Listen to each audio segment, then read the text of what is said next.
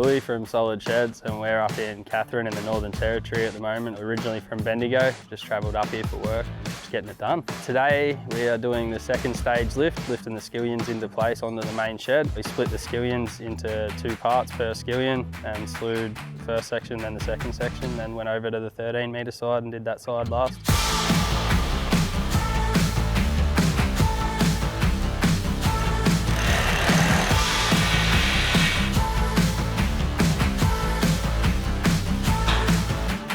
Major features of this build is mostly its height. It's 21 metres tall, and then it has vented louvers up the top for better airflow and cooling and stuff like that because it gets real hot up here. In general, the actual lift was hard work and took a lot longer than we expected, but it looks good now that it's finished. So for the first shed lift, we had to lift the main 24 span up to 21 metres. We had to get three cranes out of Katherine and 1 out of Darwin. They had about 4.5 hours in a crane to get some of them down here from Darwin. We just lifted it up, floated the whole roof, and then fronted in the columns into position and lowered the roof to them. The significance of this project is it's a cotton processing plant. Pretty sure it's the first one up here, so it'll save in carting all the cotton down to South Australia and New South Wales and that.